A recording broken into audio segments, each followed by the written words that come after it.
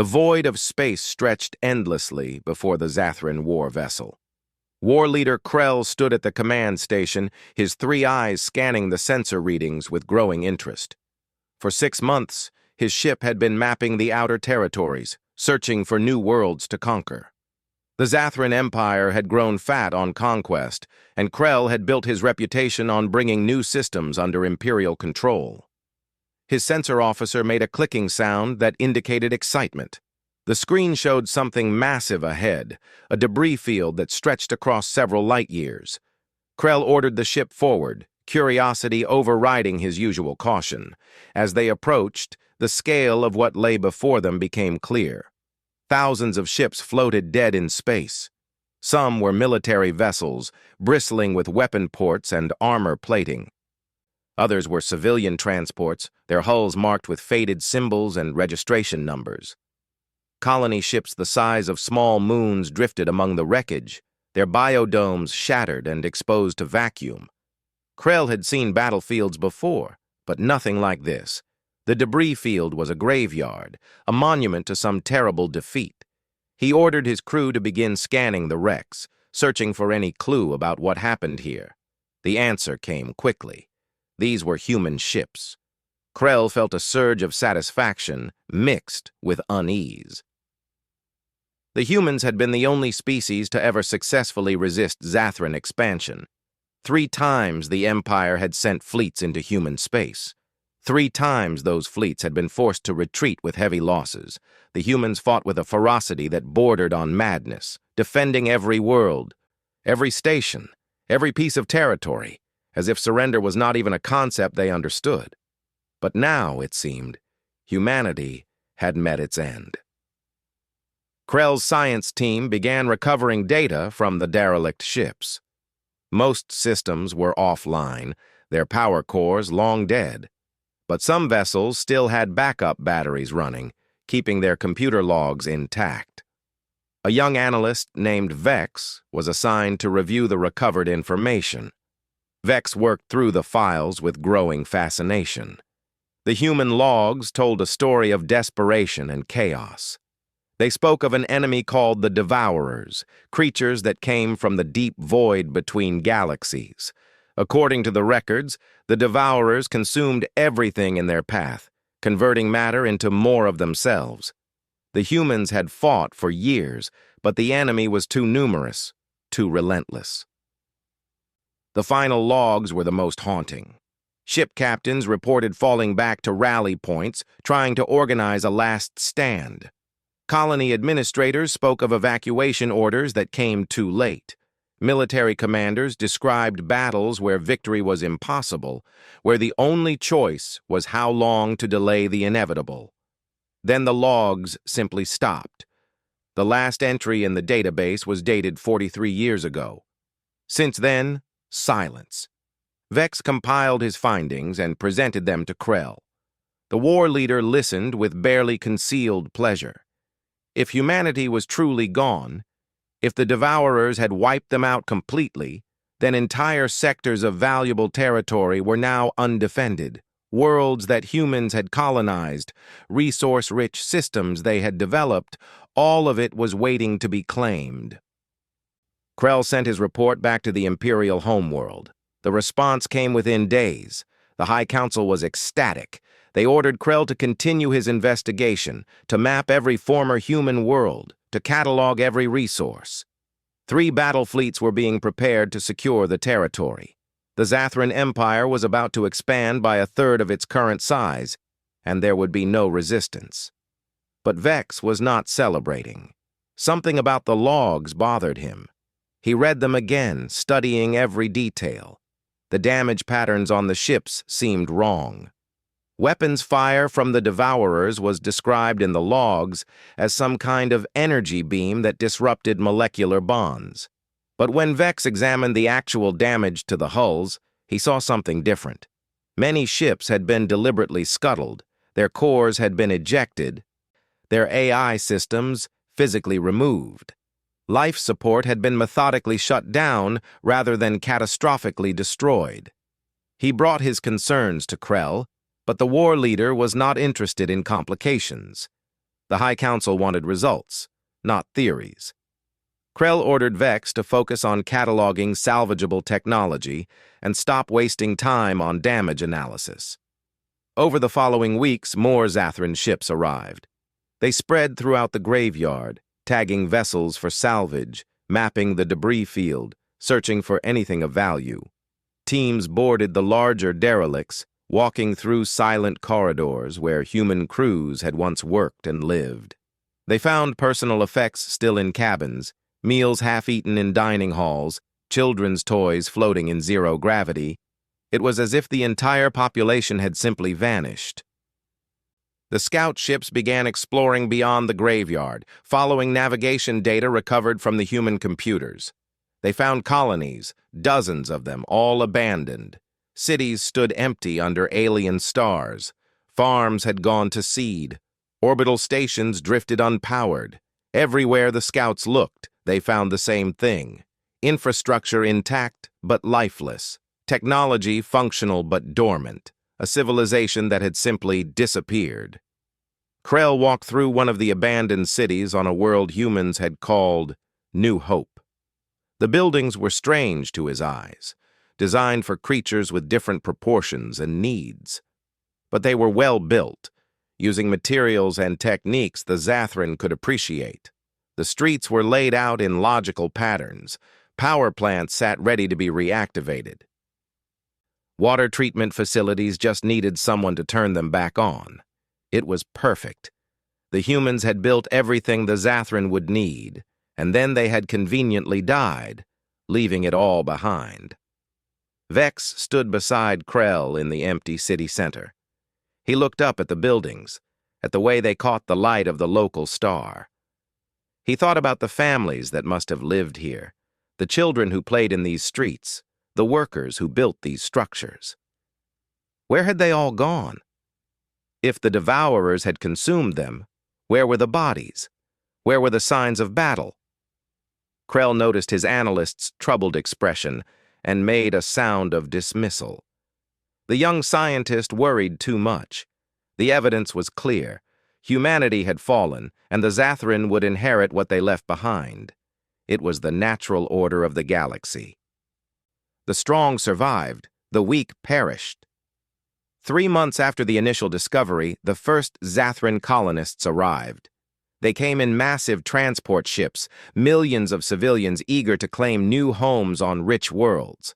The Empire had declared the former human territory open for settlement. Any Zathran who wanted land, who wanted opportunity, who wanted to start fresh, could claim a piece of this abandoned empire. Krell watched the transports land and felt pride. He had discovered this territory. His name would be remembered in Imperial history as the war leader who opened a new age of expansion. The High Council had already promised him governorship of an entire sector once the colonization was complete. But late at night, when his duties were done, 6 months had passed since the first Zathran colonists arrived in former human territory.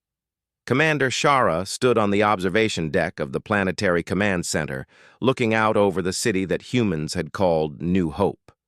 The streets below were filling with life again, but it was Zathran life now. Her people had moved into human homes, converted human buildings to suit their needs, and begun the work of making this world their own. The transition had been easier than anyone expected. The human infrastructure was remarkably compatible with Zathran needs. Power grids worked with minimal modification. Transportation systems required only basic adjustments. Even the environmental controls in buildings seemed designed with flexibility in mind, as if the humans had anticipated other species might one day use their cities. Shara tried not to think about that too much. She had a colony to manage and deadlines to meet. The Empire expected regular reports on resource extraction, population integration, and military readiness. Every world in the former human territories had been assigned a commander, and they were all competing to show the best results. Her second-in-command approached with the daily briefing. The news was good. Mining operations had begun on 3 moons. Agricultural zones were being converted to grow Zathran food crops. The population had reached 2 million, with another transport due next week. Everything was proceeding according to schedule. But then the officer mentioned something odd. Several work crews had reported equipment malfunctions in the underground sections of the city. Nothing serious. Just strange glitches in the control systems. Doors that opened or closed at random times. Lights that flickered in patterns that seemed almost deliberate. Elevators that stopped at wrong floors. Shara dismissed it as expected difficulties when working with alien technology. She assigned a team of engineers to investigate and moved on to other matters. One of those engineers was named Tolk. He was young for his position, but he had shown exceptional skill at understanding human systems. While other Zathran struggled with the human interface designs, Tolk seemed to have an instinct for how the humans had thought about technology. He could look at a control panel and understand its purpose within minutes. Tolk was assigned to investigate a large underground complex beneath the city center. The initial surveys had identified it as some kind of storage facility, but no one had fully explored it yet. The complex ran deep, multiple levels descending into the bedrock. Power was offline in the lower sections, so Tolk's job was to restore the systems and catalog what was down there. He worked his way down level by level, bringing systems online as he went. The upper floors were indeed storage, filled with equipment and supplies. But as he descended, the complex changed. The storage areas gave way to something else. Reinforced chambers, heavy blast doors, military-grade power conduits that could handle massive energy loads. On the 5th level down, Tolk found something that made him stop and stare. A massive chamber filled with cryopods, thousands of them, arranged in neat rows, connected to a power distribution system that was more sophisticated than anything he had seen before. Each pod was designed to keep a human alive in suspended animation, potentially for decades. Tolk approached the nearest pod and examined it carefully. The status panel showed it had been used recently. Within the last 5 years, not 43 years ago, as the official history claimed. The pod had been activated, a human had been placed inside, maintained for some period of time, and then removed. All the other pods showed the same pattern. He checked the central control system and found similar evidence throughout the complex. The facility had been active until approximately 3 years ago. Then everything had been systematically powered down, the occupants removed, and the site abandoned. Tolk stood in the silent chamber and tried to make sense of what he was seeing. If humans had been alive here 3 years ago, where were they now? The official story said humanity died out 43 years ago in the war with the Devourers. But this facility told a different story. He reported his findings to Shara, but the commander was overwhelmed with other responsibilities. A new transport had just arrived with 50,000 colonists. There were housing assignments to manage, supply chains to organize, and territorial disputes to settle. She told Tolk to document his findings and move on to other tasks. They would investigate the cryo facility later when things were less chaotic. But things never became less chaotic. The Empire was rushing colonists into the territory as fast as ships could carry them. Within 3 months of Tolk's discovery, the population of New Hope had reached 5 million. Similar growth was happening on every former human world. The Empire was claiming this territory with bodies, putting down roots too deep to pull up easily. Across the sector, the Zathran were spreading out with increasing confidence. They tore down human monuments and replaced them with imperial symbols. They renamed cities and geographical features. They began broadcasting messages across the sector, declaring these worlds Zathran property now and forever. The military had also established a strong presence. Battle stations orbited every major world. Patrol fleets moved between systems on regular schedules. Ground forces trained in human-built facilities, learning to use the terrain to their advantage. If anyone challenged the Zathran claim to this territory, they would find it heavily defended. But strange things continued to happen. Small things at first, easy to dismiss. Supply shipments would be delayed by computer errors that routed them to wrong destinations. Communication relays would drop signals at odd intervals. Sensor systems would report brief contacts that vanished before confirmation. Manufacturing equipment would produce items with minor defects that required reworking.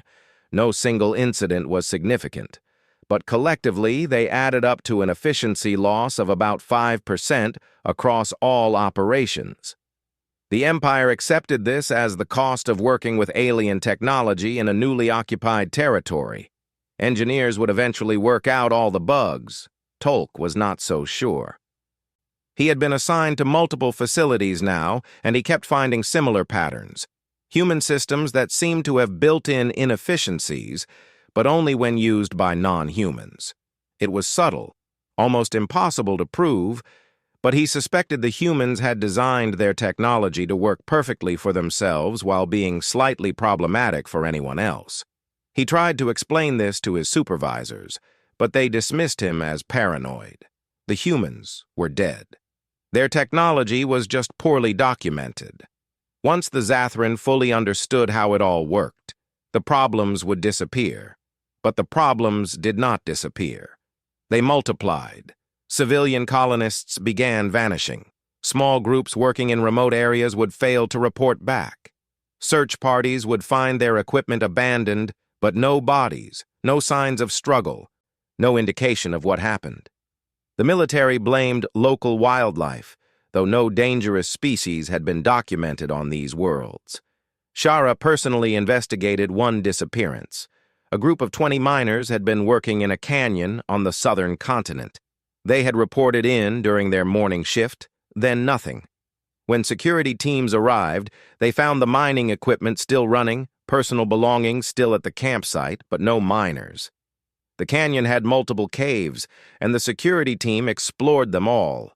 They found nothing. No bodies, no blood, no indication that anything violent had occurred. The miners had simply vanished as completely as the humans before them. Standing in that empty canyon, Shara felt a chill that had nothing to do with the temperature. She looked up at the sky, at the orbital stations that dotted the view, at the patrol ships making their regular rounds. The Zathran controlled this world completely.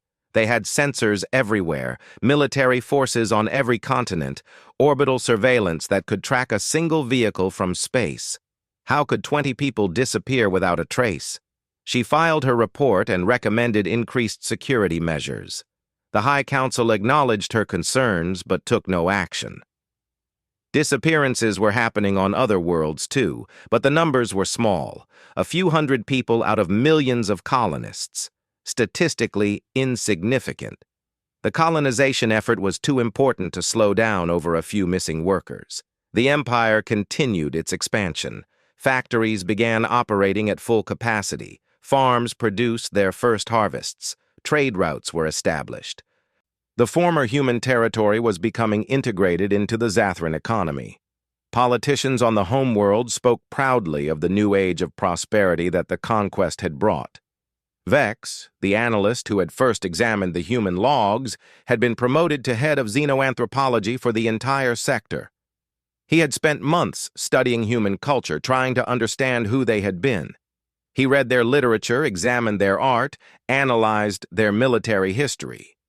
The more he learned, the more troubled he became. Humans had been fighters. Their entire history was one of conflict and survival.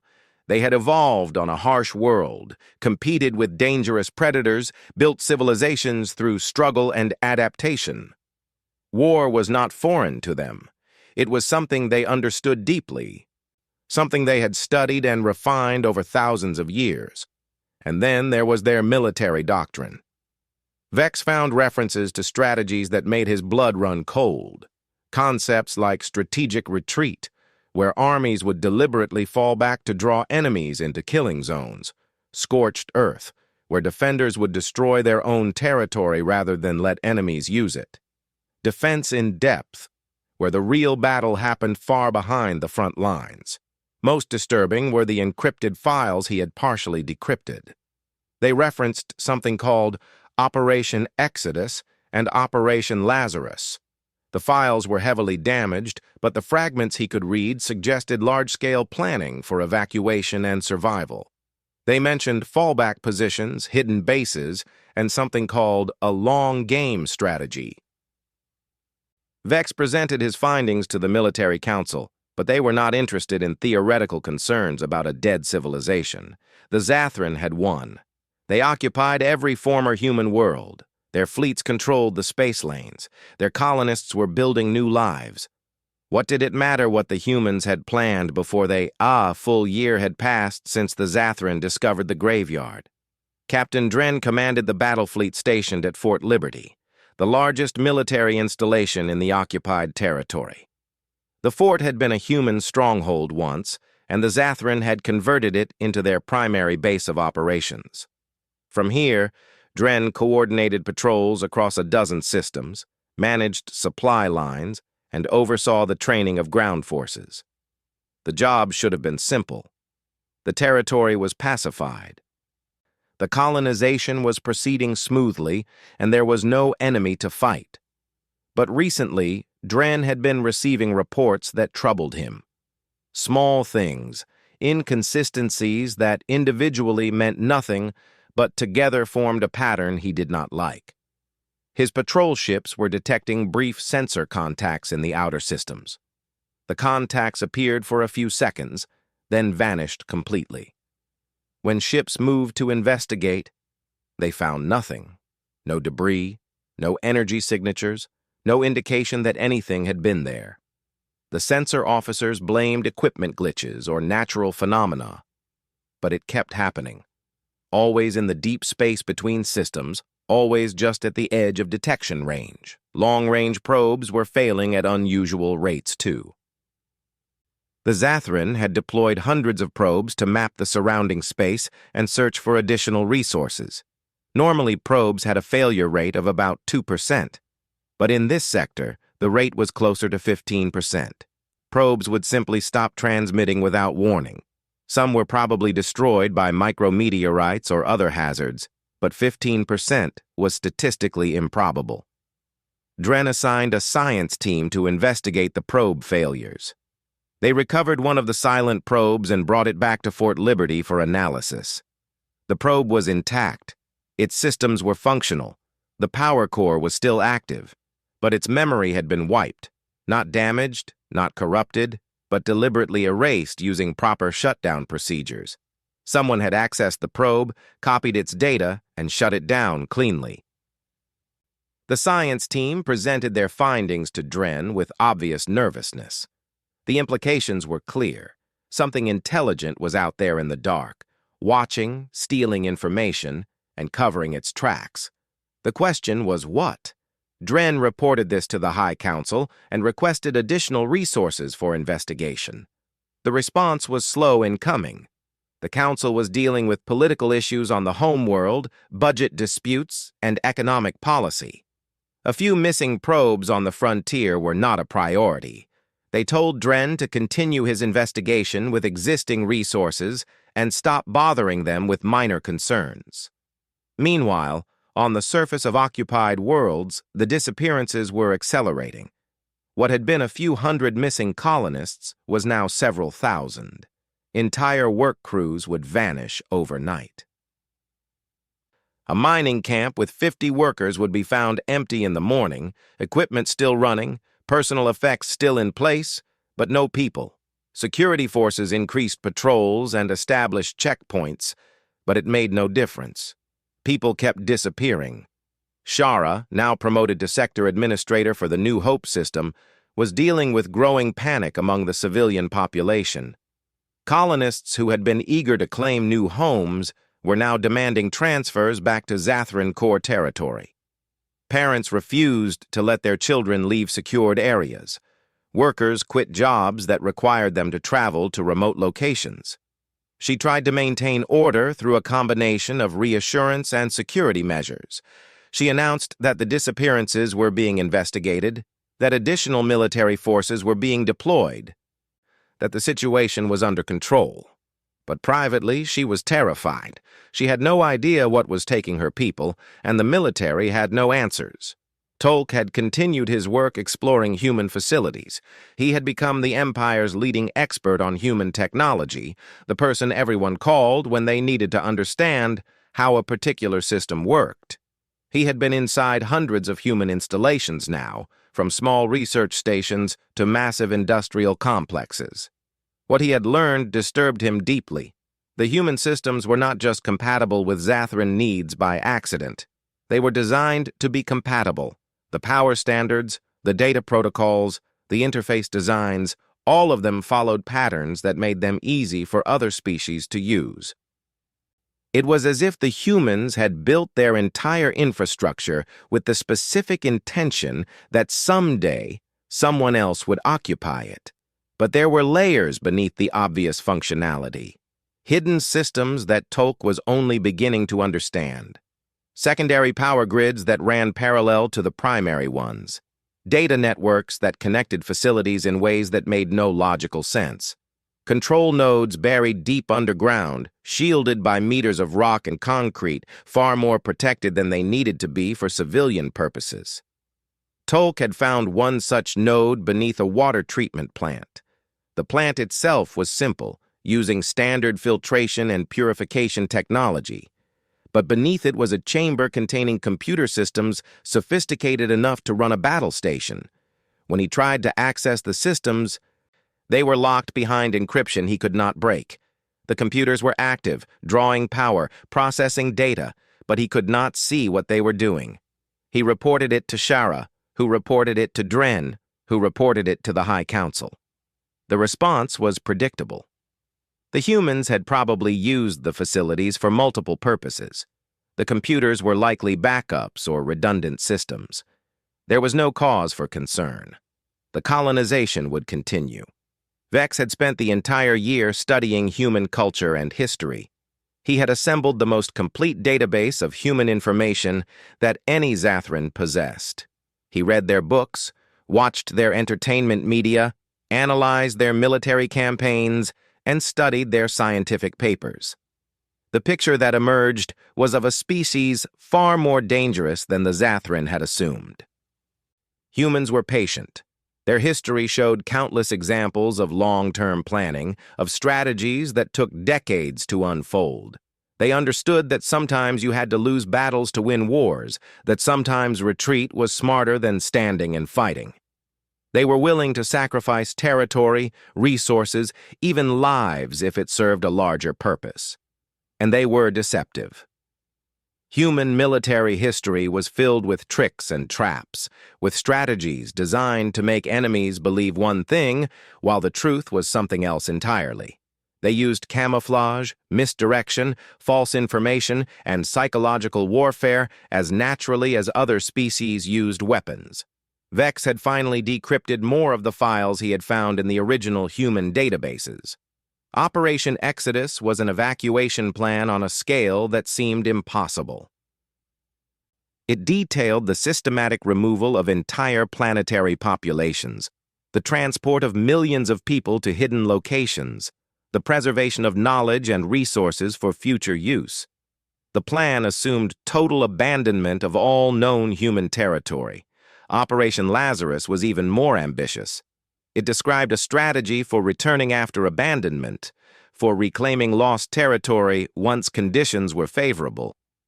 The file mentioned something called seed protocols, automated systems that would activate on a timer, and contingencies for long-term survival in hostile space.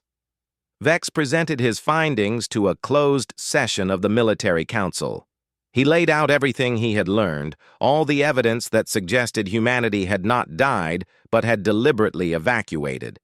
He explained the hidden systems Tolk had found, the missing populations from the cryo facilities, the timing inconsistencies in the official narrative. The council listened politely, then dismissed his concerns. The idea that humans could evacuate hundreds of millions of people without leaving any trace was absurd. The idea that they would abandon hundreds of developed worlds as part of some elaborate trap was paranoid fantasy. The evidence Vex presented could all be explained by incomplete information and data corruption. The council thanked him for his diligence and suggested he focus his research on more practical matters. But one member of the council took Vex seriously. War leader Krell had been promoted to overall military commander for the occupied territories. He had been the first to discover the graveyard, and he had spent the most time thinking about what it meant. He invited Vex to a private meeting to discuss the issue further. In Krell's office, with the door secured and recording devices disabled, Vex laid out his theory completely. The humans had evacuated. They had planned it for years, maybe decades.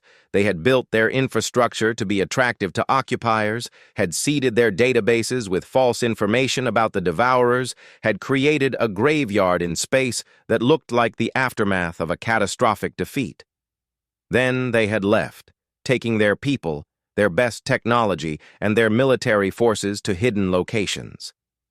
Why would they do this? Vex explained his theory. The humans had been monitoring the Zathran Empire. They knew conflict was inevitable, but they also knew they could not win a direct war. The Zathran had superior numbers, better logistics, and more territory. So the humans chose a different strategy. They would let the Zathran occupy their territory, let the Empire overextend itself, and then strike when the enemy was most vulnerable. Krell listened to all of this, his expression unreadable. When Vex finished, there was a long silence. Finally, Krell spoke. He said that everything Vex suggested was possible. The evidence supported it. The patterns made sense. But even if it was true, what could they do about it? The Empire had committed millions of colonists to this territory. The economy depended on resources extracted from these worlds. Politicians had built their careers on the success of the expansion. Pulling back now would cause economic collapse and political chaos. Even if danger was coming, the Empire could not retreat without destroying itself. Krell told Vex to continue his research quietly, to gather more evidence, but to stop presenting his findings publicly. The council did not want to hear about potential threats. They wanted reports of success and prosperity. If danger did come, they would deal with it then. Until that happened, the colonization would continue. Vex left the meeting feeling hollow. He had proof that something was wrong, but no one with power cared enough to act on it. The machine of empire was too large, too committed, too invested in the conquest to change course now. All he could do was watch and wait for whatever was coming. That night, across every occupied world, the minor glitches and malfunctions that had plagued Zathran operations for a year suddenly intensified. Power fluctuations became more frequent. Communication systems dropped more calls. Manufacturing equipment produced more defects. Transportation systems experienced more delays. The efficiency losses that had been 5% jumped to 10% overnight. Engineers worked frantically to diagnose the problems, but they found nothing wrong. The systems checked out perfectly. The problems seemed to be random, impossible to predict or prevent. The best they could do was work around them, building redundancy into every operation, accepting the losses as a cost of doing business. In the deep spaces between systems, the sensor contacts increased. Now there were reports every day, sometimes multiple times per day. Ships would detect something on their sensors, change course to investigate, and find nothing. The contacts were getting closer to settled systems. As if something was slowly 3 years to the day after the first Zathran ship entered the graveyard, everything changed. The date had no significance to the Zathran, just another day in their occupation of human territory. But someone had been counting the days, waiting for the precise moment when the trap would spring. It began at midnight, synchronized across every occupied world. The human systems that had been running quietly for 3 years suddenly activated fully. Power surged through networks the Zathran had never known existed. Computer systems came online, not under Zathran control, but under protocols that had been sleeping, waiting for this exact moment. On New Hope, Shara was working late in her office when the lights flickered. Then her computer screen went dark. She tried to restart it, but nothing happened. She walked to the window and looked out over the city. As she watched, entire sections went dark. Not a power failure, but something deliberate. The lights were going out in patterns, spreading from the city center outward in waves. She grabbed her communicator to call security, but it was dead. She tried the backup systems, the emergency channels, even the old Zathran equipment they had installed. Nothing worked. Every communication system was offline. In the military command center at Fort Liberty, alarms began screaming. Captain Dren watched in horror as system after system reported failures. The orbital defense platforms were not responding. The fleet's command network had gone dark. Ground forces were reporting that their weapons had locked. Their vehicles would not start. Their communications were down. Dren tried to activate backup systems, but they were locked out too. Whatever had taken control of the network was sophisticated beyond anything the Zathran possessed. It had not destroyed their systems. It had simply taken them over, locked the Zathran out of their own technology. Then the screens flickered back to life, but not with Zathran data. A message began playing. The same message on every screen, across every occupied world, in every ship, on every station. A human woman appeared, wearing a military uniform. She looked calm, almost sad, as she began to speak. Her name was Commander Kate Morrison. She identified herself as the coordinator of Operation Lazarus. She spoke in a clear, measured voice, explaining what had happened and why. 3 years ago, she said, humanity had made a choice. They had been monitoring the Zathran Empire for decades, watching its expansion, studying its methods. They knew that eventually the Zathran would turn their attention to human space. They knew that in a direct war, humanity would lose. The Zathran had more ships, more soldiers, more territory. A conventional conflict would end with human defeat. So humanity had chosen a different path. They activated Operation Exodus, evacuating every human from known space. Millions of people left their homes, boarded transport ships, and traveled to hidden locations beyond Zathran detection. It took 5 years to complete the evacuation, moving entire planetary populations to secret bases in uncharted systems. But evacuation was only the first phase. The second phase was the trap. Humanity left behind their infrastructure, their cities, their technology. They created the graveyard in space, filled with derelict ships and false databases telling a story of defeat by an enemy that did not exist. They made everything look perfect for occupation, attractive enough that the Zathran would commit heavily to claiming it. And the Zathran had done exactly what the humans predicted. They had rushed in with millions of colonists. They had integrated the captured territory into their economy. They had committed military forces to defend their new holdings.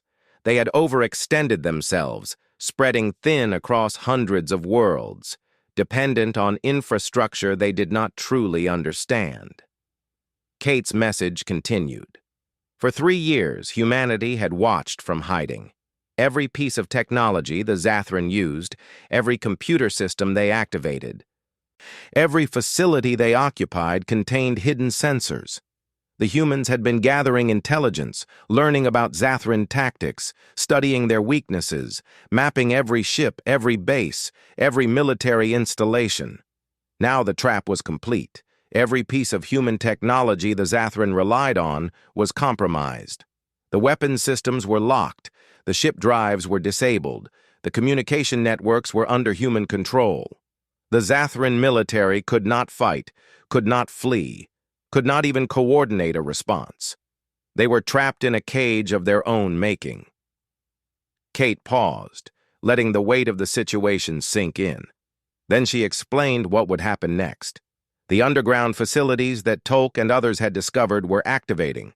They were not storage areas, but weapon platforms, factories, and defensive systems built deep into the planetary crust. Automated defenses were coming online, cutting off Zathran ground forces from their bases. In space, the debris field was changing. What the Zathran had thought was dead wreckage was coming to life. Hidden mines activated, positioned throughout the graveyard, where Zathran ships had grown complacent in their patrols. Defensive satellites that had looked like broken equipment powered up, their weapons tracking the Zathran fleet. But Kate made it clear that humanity did not want genocide. They did not want to kill millions of Zathran civilians who had simply been following their government's colonization program. She was offering terms. The Zathran military would stand down. Their civilians would be evacuated safely back to Zathran core territory. In exchange, the Zathran Empire would withdraw completely from this sector and agree to a non-aggression treaty. The alternative, Kate said quietly, was war. And not the kind of war the Zathran were used to. Humanity now knew the location of every Zathran military asset in the occupied zone. They knew patrol routes, supply schedules, command structures. They had spent 3 years studying Zathran culture, language, and psychology. If the Empire chose to fight, humanity would not engage in honorable battle. They would strike command centers, supply depots, and shipyards simultaneously. They would use assassination, sabotage, and terror. They would fight the kind of war that humans had perfected over thousands of years of history, a war where the smaller force could defeat the larger through intelligence and ruthlessness. Kate's image faded, replaced by a countdown timer. The Zathran had 48 hours to respond. After that, humanity would assume the Empire had chosen war and act accordingly. In the command center at Fort Liberty, Dren stared at the blank screen in shock. Around him, his officers were panicking, trying to regain control of systems that would not respond. He forced himself to think clearly. They needed to assess the situation, determine what assets were still functional, and report to the High Council. But reporting was impossible. The communication network was down. Individual ships could still talk to each other using old-fashioned radio, but the sophisticated quantum network that connected the entire fleet was offline. Messages would take hours to reach the homeworld, and responses would take hours to return. The Empire could not coordinate a response in the time humanity had given them. Krell arrived at the command center within the hour. As overall military commander, the decision would fall to him. He listened to the reports from various stations, getting a picture of just how completely the humans had trapped them. Every ship's main drive was locked. Weapons could not fire. Even the life support was under human control, though it was being maintained. The humans were keeping them alive while making it clear they could kill them at any moment. On the surface, Shara dealt with rising panic among the civilian population. The power was still on, but colonists could see the automated defenses activating around the city.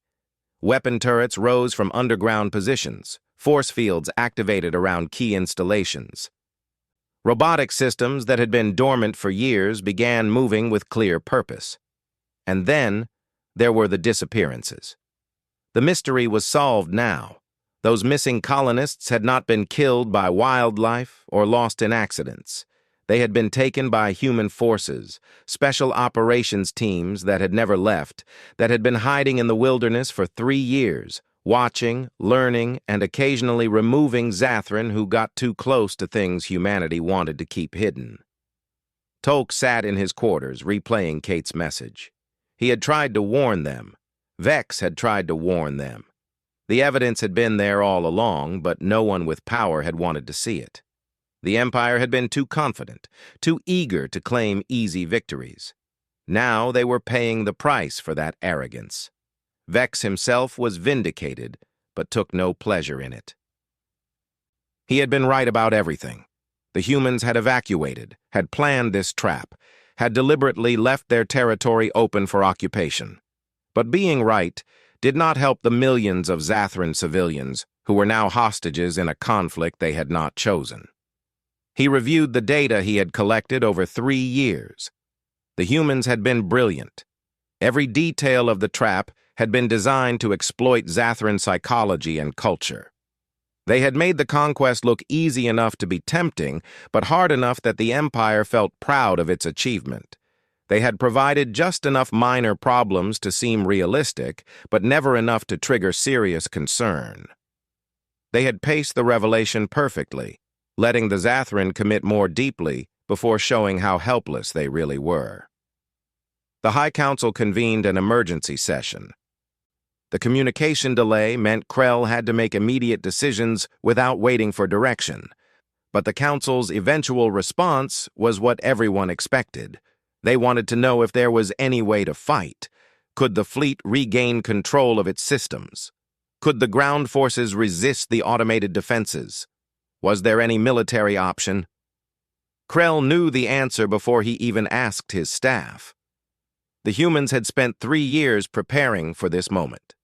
Every system the Zathran relied on was compromised. Even if they could regain control of some ships, even if some ground forces could resist, it would not matter. The humans had total intelligence superiority. They knew where every Zathran asset was located. They could strike wherever they wanted while the Zathran stumbled around blind. But there was something else. Krell had been studying the human message carefully. Kate Morrison had offered terms. Reasonable terms, actually. The civilians would be evacuated safely. The military would be allowed to withdraw with honor. The only price was territory and a non-aggression treaty. The Zathran Empire would lose this sector but keep everything else. It would be a setback, not a disaster. He thought about the alternative. War against an enemy that had proven the human fleet emerged from the darkness between stars like ghosts becoming solid. One moment the space around Fort Liberty was empty, except for trapped Zathran vessels. The next moment, hundreds of human ships appeared, their drives creating brilliant points of light against the void. These were not the derelict hulks the Zathran had found in the graveyard. These were new ships, sleek and dangerous, built during the years humanity spent in hiding. The designs were different from what Zathran intelligence had documented, incorporating technologies that seemed decades ahead of what humans should possess. Clearly, humanity had not been idle during their exodus. The flagship was a massive carrier named Defiant. On its bridge stood Admiral Chris Hammond, a tall man with gray hair and steady eyes. He had commanded the evacuation 3 years ago, had made the difficult decision to abandon human worlds to the enemy. Now he was here to take them back. Beside him stood his command staff. Captain Jake Porter commanded the escort fleet. Commander Amy Chen ran tactical operations. Lieutenant Ben Rodriguez handled communications. They had all trained for this moment, running simulations and exercises while they waited in hiding. Now the waiting was over. Hammond opened a channel to the Zathran fleet. His message was broadcast on all frequencies, ensuring every ship, every station, every soldier would hear it. He identified himself and requested a meeting with the Zathran Military Command to discuss terms of withdrawal. The response came from War Leader Krell. His voice was tight with controlled anger and resignation. He agreed to meet and provided coordinates for a neutral location, a small station that orbited between New Hope and its largest moon. Hammond accepted and ordered his ship to the meeting site. The station was one humanity had built, a simple structure designed for cargo transfers and minor repairs. The Zathran had been using it as a supply depot. Now it would host negotiations that would determine the fate of millions. Hammond brought a small delegation. Kate Morrison joined him, along with legal experts and military advisors. They took a shuttle to the station while the Defiant maintained position nearby, surrounded by a defensive screen of destroyers and frigates. Krell arrived with his own delegation. Vex was there, the analyst who had tried to warn everyone. Shara came representing civilian administration. Dren spoke for the fleet commanders. They entered the station knowing they had no leverage, no cards to play. The humans held all the advantages. The two groups met in a conference room that humans had designed. The furniture was too small for Zathran comfort, a subtle reminder of whose territory this really was. Hammond gestured for everyone to sit. Then began the negotiation. His terms were simple and clear. All Zathran military forces would withdraw from the sector within 90 days. Civilian colonists would be evacuated over a 6-month period, with humanity providing transport assistance to ensure safe passage. The Zathran Empire would recognize all former human territory as sovereign human space. Both sides would establish a demilitarized buffer zone and agree to a non-aggression treaty lasting 50 years.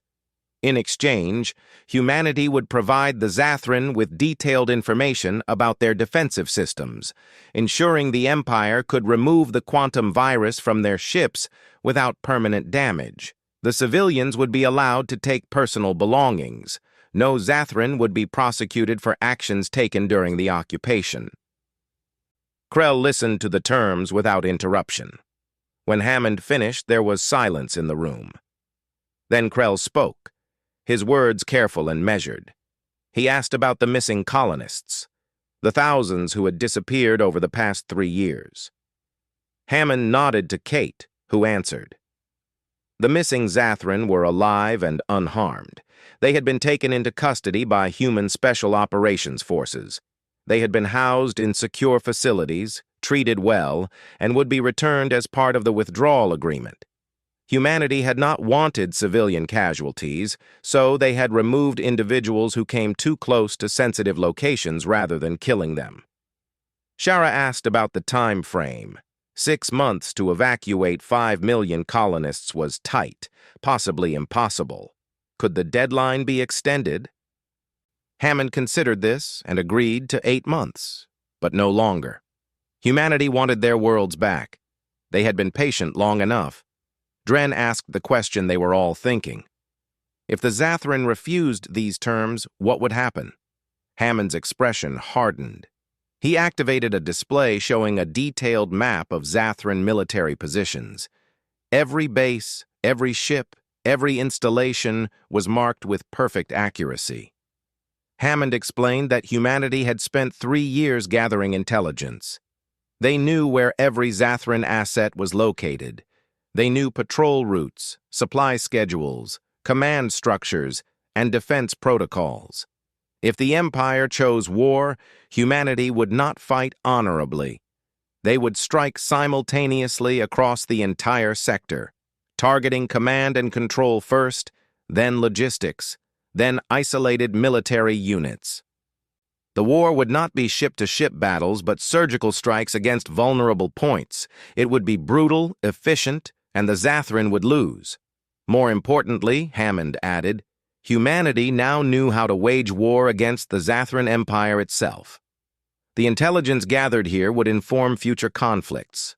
The Empire's tactics, their technology, their decision-making processes, all of it was documented and analyzed. Even if the Zathran won this battle, the knowledge humanity had gained would make future wars far more difficult for the Empire. Vex spoke up for the first time. He asked how humanity had managed the evacuation, how they had moved hundreds of millions of people without leaving any trace. Kate smiled slightly and explained. The evacuation had taken 5 years. They had built a massive fleet of transport ships in secret, using facilities in distant systems the Zathran had never discovered. They had moved populations slowly, carefully, in waves that looked like normal civilian traffic. By the time the Zathran noticed the human territories were empty, everyone was already gone. The hiding places were simple, Kate continued. Humanity had always been good at living in harsh environments. They had found systems with dense asteroid fields, built bases inside large rocks where sensors could not detect them. They had established colonies on rogue planets in deep space, worlds with no star to give away their position. They had even built habitats in the void between galaxies, places so remote that no one would think to look there. It had been hard. Millions of people living in cramped conditions, rationed supplies, limited space. Children grew up in tunnels and caves instead of parks and playgrounds. but humanity had survived because they believed they would return.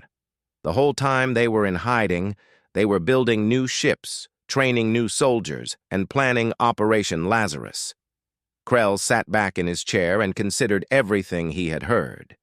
He looked at his fellow Zathran, seeing the defeat in their eyes. They had walked into a trap so sophisticated that even now, knowing the truth, he could admire the planning that went into it. The humans had thought of everything, anticipated every move, and executed their strategy perfectly. He asked for time to consult with the High Council. Hammond agreed to a 12-hour recess. The Zathran delegation returned to their ships while the humans waited at the station. During those 12 hours, Krell sent detailed reports back to the homeworld. He explained the situation, the human terms, and his recommendation to accept. The council debated furiously. Some members wanted to fight, to refuse to be intimidated by a species they had thought defeated. Others saw the wisdom in cutting their losses and preserving what they could. In the end, politics decided the matter. The council members who had built their careers on the conquest were outvoted by those who feared the economic damage of a prolonged war. The Empire needed stability, not conflict. They authorized Krell to accept human terms. When negotiations resumed, Krell formally accepted the withdrawal agreement. Hammond nodded and produced a document that had already been prepared. Both sides signed, creating a treaty that would reshape the balance of power in this region of space. The withdrawal began immediately. Human technical teams boarded Zathran ships and began removing the quantum virus. It was a complex process, requiring careful work to avoid damaging the ship systems.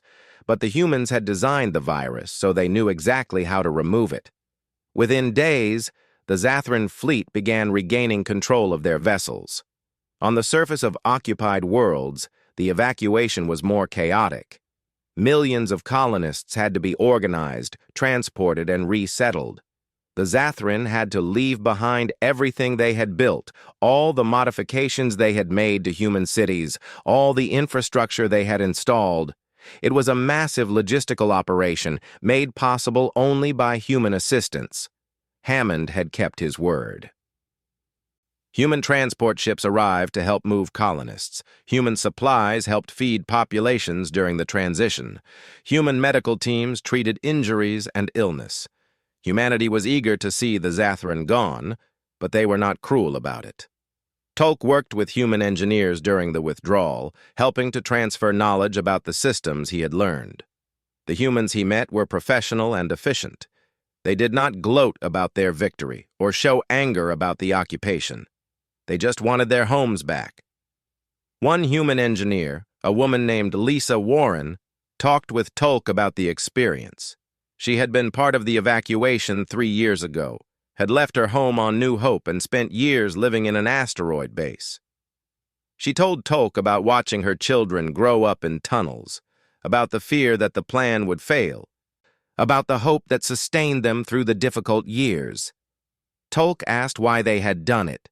Why abandon their worlds instead of fighting? Lisa's answer was simple. Fighting was certain death. The Zathran fleet was too strong, too numerous. But humans had learned throughout their history that you did not have to win battles to win wars. Sometimes the smart move was to walk away, to let your enemy think they had won, and then come back when conditions favored you. As the weeks passed, the transformation became visible. Human ships arrived in greater numbers, bringing back the populations that had been in hiding. Families returned to homes they had left years ago, finding them occupied by Zathran colonists who were packing to leave. It was strange for both groups, seeing each other in this liminal moment. On New Hope, Shara supervised the final stages of evacuation. She watched human civilians arrive, saw their joy at returning to their world. She felt a complex mixture of emotions. Anger at the waste of 3 years, at the effort her people had put into developing these worlds only to lose them. Respect for the humans and their incredible patience and planning. Fear about what this meant for the Empire's future. She met Commander Greg Matthews, who would be taking over administration of New Hope once the Zathran left. He was polite but firm, eager to begin the work of restoration. He told Shara that humans bore no ill will toward the Zathran people, only toward the Empire's policy of conquest. Individual Zathran were welcome to visit human space under the treaty terms, to trade and exchange culture. But attempts at conquest would be met with the same response: the evacuation completed on schedule. The last Zathran transport left New Hope 8 months after the negotiations began. Shara was on that ship, looking back at the world she had governed for 3 years. She saw human ships in orbit, saw lights coming on in cities below, saw a civilization reclaiming what was theirs. At Fort Liberty, Dren oversaw the transfer of the military base back to human control. Captain Jake Porter arrived to accept the facility. The two officers shared a brief conversation about the conflict. Dren admitted that the humans had planned brilliantly. Porter acknowledged that the Zathran had been brave in accepting defeat rather than choosing pointless bloodshed. They shook hands in the human manner, a gesture of respect between warriors. Krell was the last senior Zathran officer to leave the sector. He met one final time with Admiral Hammond aboard the Defiant. Hammond thanked him for his professionalism during the withdrawal. Krell acknowledged that humanity had won completely, but he asked one question that had bothered him throughout the process. What if the Zathran had not found the graveyard? What if they had not fallen into the trap? Would humanity have remained in hiding forever? Hammond smiled and said no. The graveyard was Plan A, the preferred option because it was clean and minimized casualties. But humanity had other plans ready. If the Zathran had not found the graveyard, humans would have revealed themselves differently, perhaps through raids on Zathran outposts, perhaps through diplomatic contact offering an alliance against a fictional third party. One way or another, humanity would have found a way to survive and eventually thrive. The key, Hammond explained, was patience. Humans had learned over thousands of years that you did not need to win quickly. You just needed to survive long enough to find a path to victory. The Zathran Empire would remain strong for now, but humanity had shown they could adapt, could plan, could wait. If the Empire threatened them again, humanity would respond again, with whatever strategy the situation required. Krell left that meeting with a new understanding of humanity. They were not the straightforward warriors the Zathran had assumed. They were survivors, adapters, thinkers, who saw conflict as a puzzle to solve rather than a test of strength. It made them far more dangerous than any enemy the Empire had faced before. Back in human space, Lisa Warren stood on the observation deck of the orbital station above New Hope. She looked down at the planet, at cities filling with life, at farms being replanted, at a world that was home again. Beside her, Greg asked if she thought the Zathran had learned their lesson.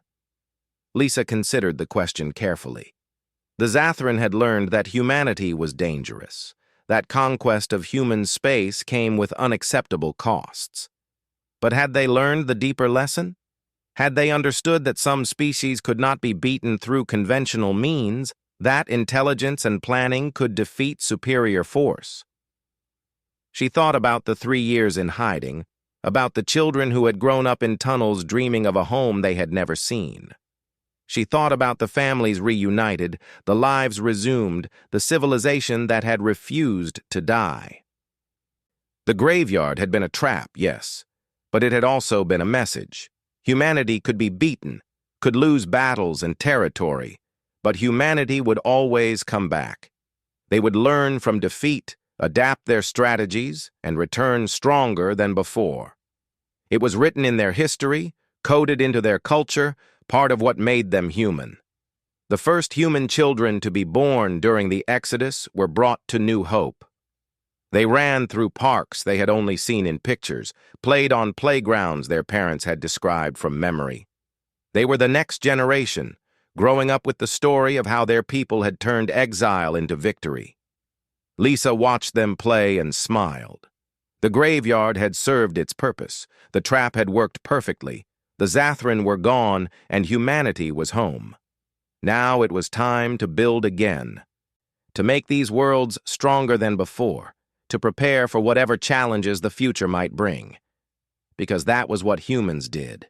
They survived, they adapted, they planned, and they never gave up. The galaxy would learn that lesson, one way or another, and humanity would be ready when the teaching moment came. Old think decades ahead that could execute plans requiring millions of people to abandon their homes for years, that could build technology sophisticated enough to trap an entire fleet. War against humans, who according to Vex's research had never lost a conflict where they had time to prepare properly. Krell made his decision. He sent a message to the High Council recommending acceptance of human terms. Then he opened a channel to the humans, not knowing if they would even receive it, and indicated the Zathrin forces were willing to negotiate. The response came within minutes. A location was provided for talks. Safe passage was guaranteed. Kate Morrison herself would meet with Zathrin representatives to work out the details of the withdrawal. As Krell prepared for the meeting, he thought about the 3 years the Zathrin had spent occupying human territory. They had thought they were winning, thought they were building something permanent. But every day, every hour, they had been teaching their enemy about themselves, giving the humans the intelligence they needed for the next phase of the conflict. It was the most elegant trap Krell had ever seen. The Zathrin had defeated themselves, and the humans had barely fired a shot, gattoning a circle around the Zathrin positions. On the surface of New Hope, Tolk stood in front of the sealed computer node he had found beneath the water treatment plant. He had been working on it for weeks, trying to understand what it was doing. He had brought in experts, tried every decryption tool the Empire possessed, and made no progress. Then, as he stood there, the system changed. The encryption suddenly dropped away. The computers opened their files to him as if inviting him to look. What he saw made his blood freeze. The node was one of thousands spread across the planet, all connected in a vast network. They had been active the entire time the Zathrin occupied this world, watching, listening, recording everything.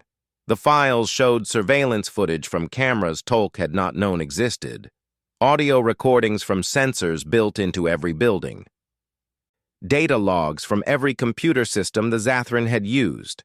The humans had designed their cities to be perfect intelligence-gathering platforms, and for a year they had been watching everything the Zathrin did.